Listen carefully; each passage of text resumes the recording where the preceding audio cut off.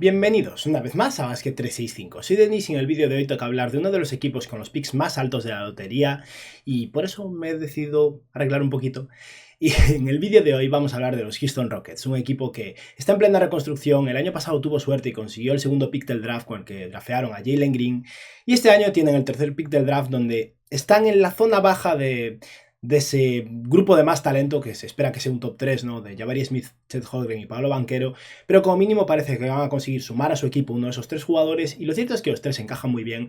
Así que creo que Houston está en una situación bastante confortable donde tampoco va a tener una agencia libre muy movidita. Pero bueno, antes que nada, si estáis aquí me imagino que es porque os interesa la NBA, así que os animo a que os suscribáis, dadle al like a este vídeo en particular si os ha gustado y comentadme abajo lo que opinéis, y ahora ya sí, vamos a empezar.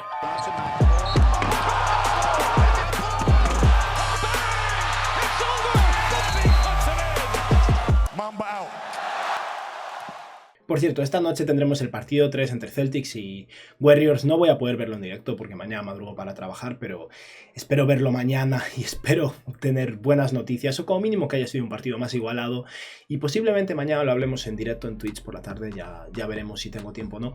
Pero bueno, vamos ahora entonces a hablar de los Houston Rockets, que son un equipo que, pese a tener un talento joven bastante significativo en esta plantilla, son un equipo caro básicamente por John Wall más Eric Gordon, así que no van a tener margen salarial, no están cerca en absoluto del impuesto de lujo, pueden permitirse comerse malos salarios, cortar jugadores, y aún así están a salvo porque tampoco es que tengan mucho que gastar a nivel inmediato, pero no van a tener margen salarial en esta agencia libre, así que el único dinero que van a tener para fichar agentes libres externos será su mid-level de 10,4 millones de dólares, su excepción bianual de 4 millones de dólares y la mínima del veterano. Pero en este año en particular los fichajes de los Rockets van a ser básicamente sus picks del draft, dado que tienen la tercera elección y aún por encima tienen la elección número 17. No tienen picks de segunda ronda, no creo que vayan a intentar escalar en el draft más de ese tercer pick. Con el 17 tal vez puedan intentar agrupar alguna otra cosa para subir un poco más si de verdad les encanta un jugador, pero creo que van a quedarse en estas dos posiciones. Y en lo que respecta a sus agentes libres, es un año bastante parado. Tienen solo dos agentes libres regulares y dos jugadores en contrato dual. Uno es Dennis Schroeder, el siguiente es Bruno Fernando, que será agente libre restringido, dos jugadores que llegaron como parte del intercambio de Daniel Theis a los Celtics. Y luego tienen dos jugadores en contrato dual en Anthony Lamb y Trevelin Quinn. No vamos a hablar más de ellos, ni siquiera sé mucho de Trevelin Quinn, y en el caso de Lamb puede que siga en contrato dual por un año más, es un jugador de ala que podría ser interesante, pero tampoco espero gran cosa de ellos. Pero dado que este año los Rockets no tienen picks de segunda ronda, a menos que consigan algún jugador muy interesante no drafteado, de entrada esas dos plazas pueden ser cubiertas por estos jugadores, y si luego quieren generar el hueco, los cortan con facilidad y los sustituyen por otros. Y ahora vamos a hablar entonces de los jugadores que siguen bajo contrato, de las decisiones que tendrán que tomar los Rockets y de qué necesitan y qué tienen. Y es que los Houston Rockets son un equipo donde lo que más destaca ahora mismo es su talento joven, liderado por Jalen Green, pero acompañado de jugadores como Kevin Porter, Usman Garuba, Josh Christopher, y aún por encima tienen un pick 3 de este draft, con lo que podrían conseguir posiblemente incluso a su mejor jugador joven. Y tiene mucha flexibilidad porque es un equipo que a largo plazo no tiene contratos largos asegurados, ni mucho menos tiene jugadores jóvenes en exceso, probablemente acaben teniendo que agrupar a varios y moverlos. Y todavía no tienen un rumbo claro porque son un equipo en plena reconstrucción y que el año que viene va a seguir intentando ser malo. Lo que respecta a sus debilidades, necesitan rebote, necesitan defensa, necesitan playmaking, pero realmente lo que más necesitan ahora mismo es tiempo y sumar talento. No creo que deban fijarse tantísimo en sus necesidades individuales a estas alturas de su reconstrucción. Y lo que respecta a sus jugadores en plantilla de cara a esta próxima temporada, John Wall tiene una opción del jugador que va a tomar de 47 millones de dólares, eso está claro. Luego podremos ver si lo cortan o lo intercambian o algo, pero Wall va a cobrar esos 47 millones. También tienen a Eric Gordon, a Christian Wood, a Jalen Green, a David Nwaba, a Alperen Sengun, a Kevin Porter Jr., a Usman Garuba, a Josh Christopher. Tienen también a Garrison Matthews y a Kenyon Martin Jr., dos jugadores con contratos no garantizados, a Jason Tate, que es opción del equipo para esta próxima temporada, y a Daishen Nix, que fue un fichaje de última hora que consiguieron a través de la ruta de T-League y que puede ser un más interesante a largo plazo. Creo que Houston va a retener tanto a Matthews como a Kenyon Martin como a Jason Tate, así que no hay mucho más que hablar sobre ellos. Luego hablaremos más sobre el caso de John Wall. Y lo que respecta a las necesidades de este equipo, creo que necesita un organizador de juego. No tengo claro que Kevin Porter vaya a ser eso. Van a seguir experimentando con ellos, desde luego, pero la idea de conseguir a alguien mejor en ese ámbito no estaría mal. Necesitan defensa de perímetro y también necesitan presencia interior. Son un equipo con capacidad de anotación en el perímetro y Christian Wood les aporta algo de anotación interior, pero aparte de Alperen Sengun no hay nadie realmente interesante en ese aspecto, y Sengun habrá que ver hasta dónde llega. Ha sido un rookie muy interesante, pero es pronto para saber lo que va a ser él realmente, sobre todo con sus carencias defensivas. Y ahora vamos a hablar un poco de qué es lo que tienen que hacer los Houston Rockets. Una cosa muy interesante que creo que tenéis que tener en cuenta es que Houston, dentro de 2 años, a partir de 2024, durante varios años, no controla sus picks por ese intercambio de Russell Westbrook por Chris Paul hace unos años. Y por eso este año 2023 es muy interesante para ellos, porque aún controlan su pick, aún no se va a ir a Oklahoma. Así que los Houston Rockets probablemente no tengan prisa alguna en esta temporada por ser mejores. Probablemente quieran tanquear un año más, darle oportunidades a sus jugadores jóvenes y seguir mejorando con ese proyecto de talento por desarrollar, porque si Houston el año que viene tiene un pick en el top 3 otra vez, mejor para ellos, y en 2024 es cuando les urge empezar a ser mejores. Así que las decisiones aquí son totalmente de cara al futuro y no tanto a medio o corto plazo. Ahora, hablando de jugadores más irrelevantes, Bruno Fernando, que llegó de rebote, acabó la temporada en Houston, pero no es un jugador que vaya a jugar probablemente en este equipo a largo plazo. Y además los Rockets tienen la posición de center bajo bastante cubierta con Usman Garuba, al que draftearon el año pasado, más Alperen Sengun, más Christian Wood, así que no hay mucha cabida para Bruno Fernando. Luego está el caso de Dennis Schroeder, que es un jugador con el que tengo más dudas. Schroeder es un jugador que acabó el año con Houston, no llegaron a un acuerdo, un buyout, y podría tener sentido para este equipo porque necesita un base, pero creo que Houston necesita un base que no se centre tanto en sus propios números, un base más estabilizador, y desde luego no un jugador que vaya a comer los minutos de desarrollo de sus jugadores jóvenes, así que es verdad que si nadie está dispuesto a pagar mucho por Schroeder, tal vez le pueda hacer una oferta de un par de años por unos 7 millones por año. No le pueden pagar más sin utilizar su excepción de mid-level en Schroeder. Pero la plantilla, como veremos en breves, va a estar muy limitada y pagarle a Schroeder probablemente quiera decir que no vayan a poder pagarle a nadie con la excepción de mid-level. Y creo que hay agentes libres más interesantes, ya sea para Houston o como piezas de intercambio en el futuro. Así que creo que los Rockets deberían dejar ir a Dennis Schroeder.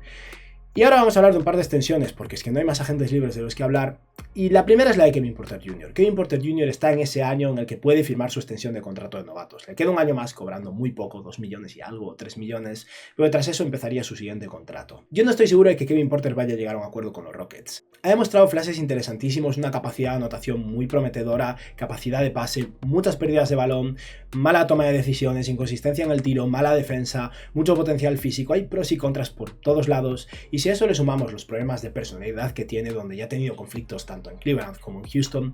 no es un jugador súper confiable a largo plazo, pero el talento es innegable y creo que Houston querrá retenerlo. Aún así, sospecho que Kevin Porter querrá ganar unos 17 millones de dólares por año, y creo que Houston más bien debería hacer una oferta de unos 14 millones por año, no más, porque al final es un compromiso a largo plazo que puede ser una atadura si Kevin Porter acaba saliendo mal, por lo que creo que no va a llegar a un acuerdo. Creo que la máxima oferta que podría hacerle Houston son 4 años, 60 millones de dólares, más de eso no deberían pagarle, y si Kevin Porter no accede, no pasa nada, el año siguiente será agente libre restringido. Si sale bien para los Rockets, porque podrán pagarle también a agencia libre restringida, y si sale mal, tal vez se ahorren un dinero o esquiven un contrato que podría ser perjudicial. Pero eso sí, el talento es innegable. Kevin Porter esta temporada promedió 31 minutos de juego, casi 16 puntos por partido, 4 rebotes y 6 asistencias, casi 7 triples intentados con un 38% desde 3, que es lo más esperanzador porque antes su tiro de 3 no estaba entrando con mucha consistencia, pero un bastante pobre 42% en sus tiros de 2. Como decía, hay cosas buenas y malas, tiene mucho que trabajar. Sería muy interesante que mejorara su consistencia defensiva porque le ayudaría a acompañar mucho más a Jalen Green. Pero Kevin Porter es un jugador con el que querrán negociar, pero no estoy seguro de que vaya a llegar a un acuerdo. Yo personalmente no le pagaría más que esos 4 años, 60 millones. Y tras esto llegamos a otra posible extensión muy interesante, y es la de Christian Wood. Christian Wood está entrando ahora en su último año de contrato con los Houston Rockets, y se trata de un jugador que ha demostrado muchísimo en este equipo, aunque ha estado lesionado, y obviamente no ha ayudado a ganar partidos, lo cual es casi está positivo ahora mismo para Houston porque quieren perder, ¿no? Pero es un jugador muy talentoso de 26 años que podría firmar una extensión de 4 años, aparte de su próximo año de contrato, con lo que estamos hablando de un jugador que podría ser miembro de los Houston Rockets o estar bajo contrato para los Houston Rockets durante la mejor etapa de su carrera, de los 26 a los 30, 31 años. Y es algo muy interesante para este equipo, porque Christian Wood es claramente una pieza de intercambio muy viable, pero creo que Houston debería ofrecerle una extensión de contrato. Lo máximo que le pueden ofrecer, teniendo en cuenta su contrato actual y que en una extensión solo se puede subir el salario por un 20% en ese primer año, resultaría una subida de 13 millones a 15,6 que irían escalando y no llegarían ni a 20 millones de salario en su último año dentro de 5 años. Creo que es un total de 4 años adicionales de extensión y 84 millones. Y yo personalmente creo que eso sería una ganga por Christian Wood. Y si extienden a Christian Wood, no podrían intercambiarlo este año, similar a lo que pasó con Malcolm Brogdon y los Indiana Pacers el año pasado. Pero no creo que sea tan catastrófico. Si atas a un jugador con un precio adecuado durante tantos años que realmente te pueda acompañar y puede funcionar bien, no me importa Alperen Sengun tanto. Si Sengun sale muy bien, ya moverás a Christian Wood. Y si no, tienes a Christian Wood. Y al final es un jugador que pueden utilizar como pieza de intercambio en el futuro también. O sea que yo le haría una oferta de lo máximo que le pueden ofrecer hacer, porque ni siquiera es tanto. Y si Christian Wood accede, genial, y si no accede es cuando buscaría intercambiarlo este año. Pero aquí no vamos a proponer propuestas de intercambio para Christian Wood, porque creo que es posible que firme esto para asegurarse el máximo de dinero posible cuanto antes, por si acaso hay algún problema, alguna lesión o algún inconveniente. Y estamos hablando de un jugador que, eso, no ha ayudado a ganar partidos, pero ha promediado 31 minutos de juego con 18 puntos y 10 rebotes, 2,3 asistencias, 4,9 triples intentados con un 39% desde 3 y un 50% en tiros de campo. Son números muy interesantes para un jugador de 26 años con problemas defensivos y bastante delgado, pero creo que tendría muchísimo mercado de intercambio si quisieran intercambiarlo, y podría tener incluso más si quieren intercambiarlo dentro de un año y está atado por 3 años en vez de por 1. Así que vamos aquí a operar como si Christian Wood accediera a esa extensión y por eso no pudiera ser intercambiado, y eso obviamente limita las posibilidades de que Houston le dé minutos de titular a Alperen Sengun, sobre todo tras su draft, pero creo que puede valer la pena limitar el desarrollo de Alperen Sengun a corto plazo si puedes asegurarte a alguien como Christian Wood a largo plazo. Vamos ahora a ver cómo está la plantilla, y como veis va a estar a rebosar, porque los Rockets, antes de llegar al draft donde tienen 2 picks de primera ronda, tienen 13 huecos cubiertos con Kevin Porter, Jalen Green, Josh Christopher, al que he puesto de alero titular, Christian Wood y Alperen Sengun, con Daisen Nix, Eric Gordon, KJ Martin, Jason Tate y Usman Garuba desde el banquillo,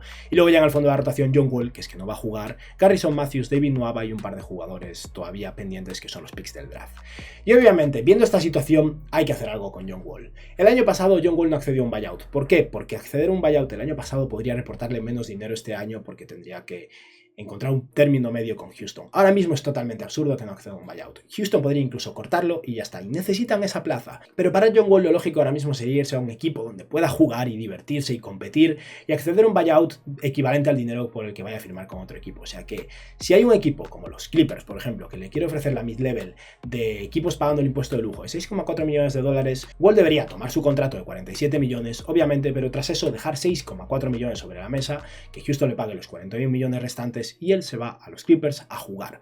O sea que aquí vamos a operar como si John Wall no sigue en el equipo, porque es que es absurdo y va a pasar. John Wall va a acceder a un buyout este año, no tiene sentido que no lo haga, cuando puede en agencia libre recuperar el mismo dinero que dejaría sobre la mesa e irse a jugar a otro lado. Así que ahora llegamos al draft. Houston tiene 2 picks de draft y 3 huecos libres, y en el top 3 tal vez se puedan plantear a alguien como Shadon Sharp o Jaden Ivey, pero yo creo que deberían ir con uno de los 3 a la pivots, el que quede básicamente, y a estas alturas parece muy claro que va a ser Paolo Banchero, así que no vamos a hablar de Jabari Smith o de Chet Holmgren en este vídeo, y me encanta Paolo Banchero para este equipo. Es un jugador que aporta playmaking, aporta capacidad de pase, algo muy interesante para un equipo un poco limitado en ese aspecto, aporta capacidad de anotación individual, un tamaño muy interesante y una buena presencia interior. No es bueno a nivel defensivo, no es catastrófico y puede trabajar. Houston no me parece el mejor ambiente para esto, la verdad, porque no es un equipo que tenga ahora mismo una gran cultura defensiva, pero el talento de Paolo Banchero es muy interesante y puede ser un dúo bastante potente a nivel ofensivo con Jalen Green, así que sí, Houston draftearía con el tercer pick a Paolo Banchero, que es un jugador que a la universidad con solo 19 años de edad ha promediado 17 puntos en 33 minutos con 8 rebotes,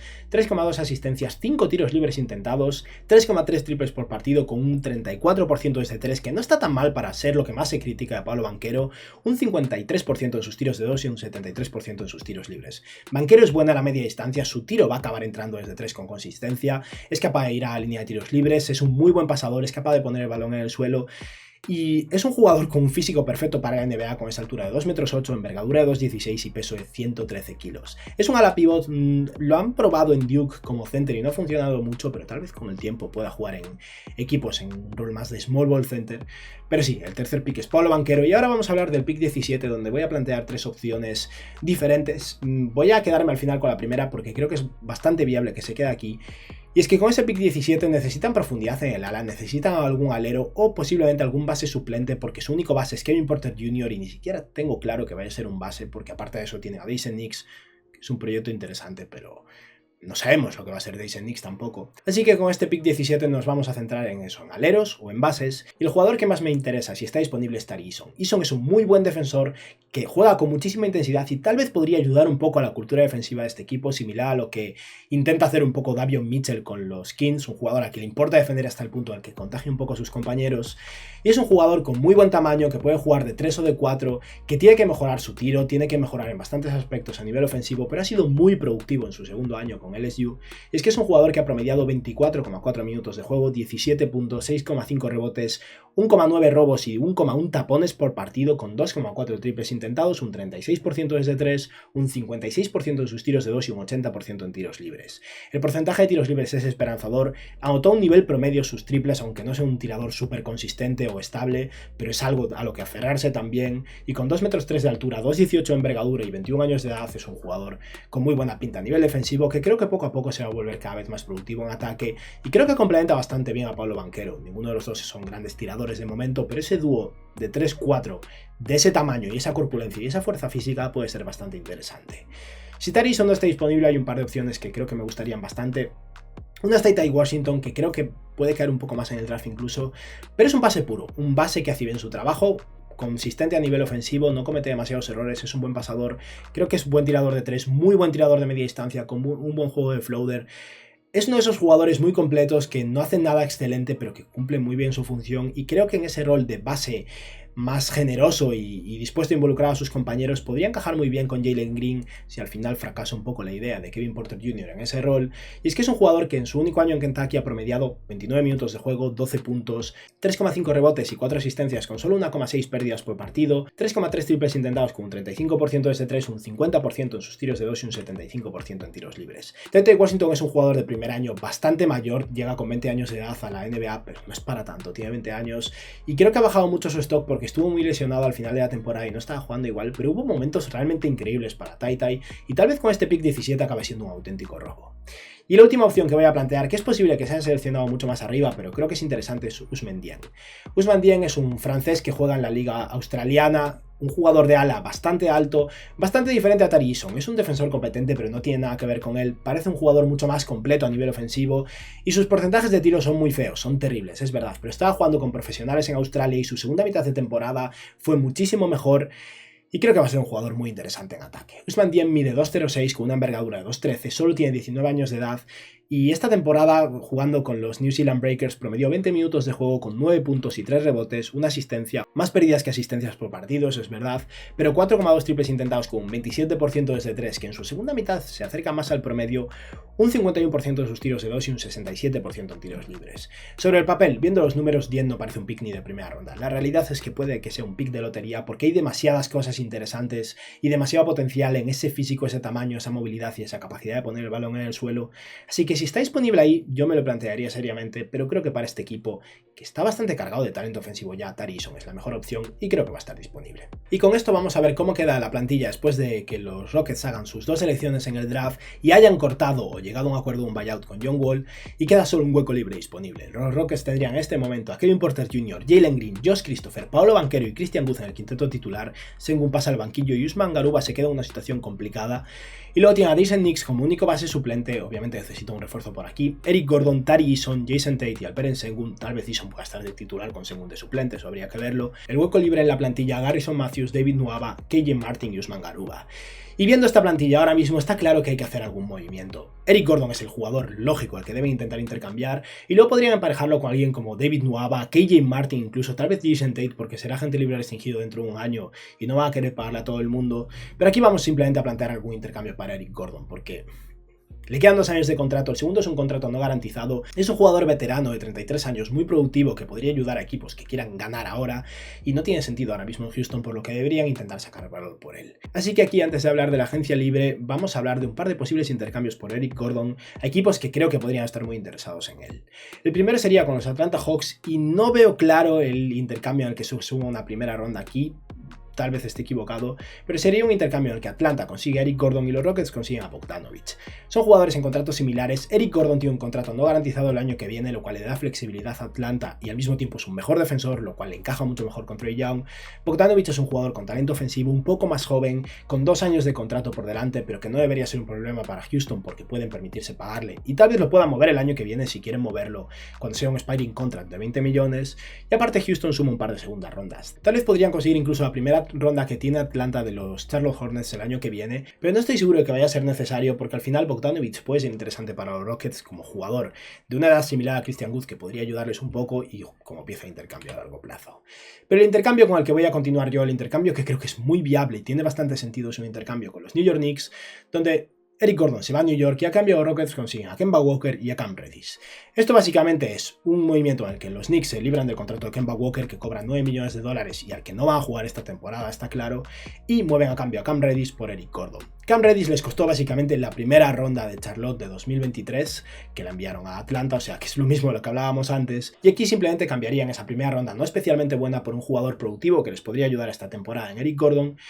y a cambio se libran del contrato de Kemba Walker. Creo que Cam Reddish podría ser muy interesante para los Rockets, tal vez sea otro jugador que quiera demasiado el balón junto a Kevin Porter, Jalen Green y Paolo Banchero, pero Houston tiene que probar con diferentes jugadores jóvenes con talento a ver si pueden sacar algo por ellos, y Kemba Walker es un jugador que no se quedaría en Houston. Podrían quererlo como base suplente para ocupar ese hueco final en la plantilla y ya está, pero dado que los Rockets pueden permitirse cortarlo y pagarle a otro jugador con la mid-level, todavía están en ese rango, creo que sería interesante que acuerden un buyout con Kemba Walker,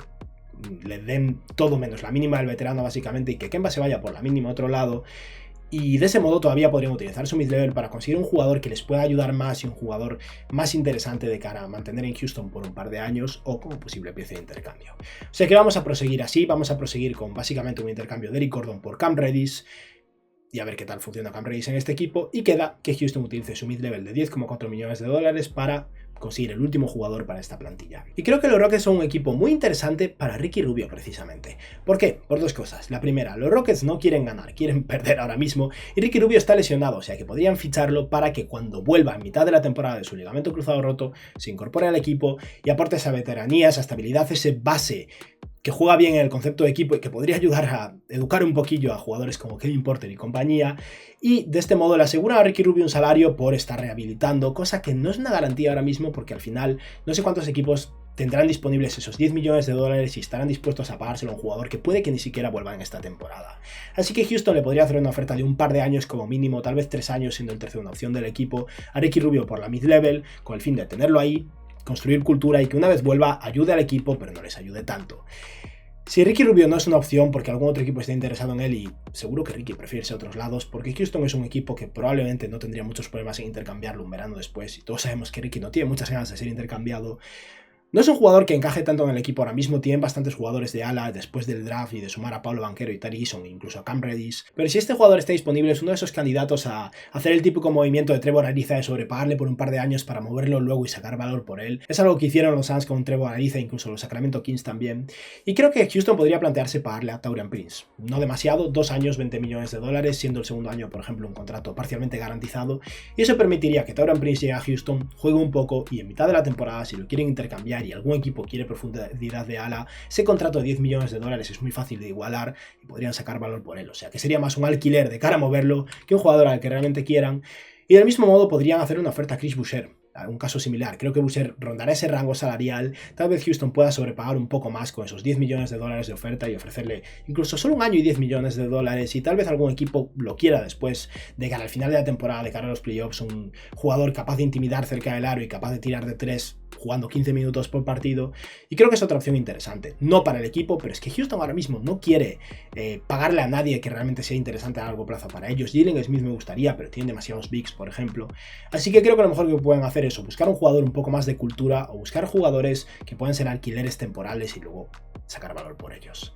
Y con esto hemos finalizado el vídeo. Vamos a operar como si consiguiera a Ricky Rubio, que estaría al fondo de la rotación, no jugaría durante la primera mitad de la temporada, le daría minutos a Kevin Porter y Daisy Nix, con lo que se asegura muchas derrotas, sobre todo con Nix, que no creo que esté preparado todavía. Y tras esto, tal vez Ricky Rubio puede incorporarse, puede ayudar a hacer una labor un poco similar a la que hizo con Cleveland o incluso con Phoenix, de mentor de equipos jóvenes, y se asegura dinero este año, donde no es una garantía total, mientras que Houston pues consigue un asset en cierto modo con descuentos que podría seguir bien a largo plazo. Y vamos a ver ahora cómo quedaría la plantilla, donde tras el movimiento de Eric Gordon y este fichaje de titulares tendríamos a Kevin Porter, Jalen Green, Cam Reddish, Paolo Banchero y Christian Wood, y desde el banquillo saldrían Daisy Nix, Josh Christopher, Tari Eason, Jason Tate, Alperen Sengun, Ricky Rubio, Garrison Matthews, David Nuaba, KJ Martin y Usman Garuba. Y nada, con esto hemos finalizado el vídeo de hoy, espero que os haya gustado y que tengáis un buen día. Adiós.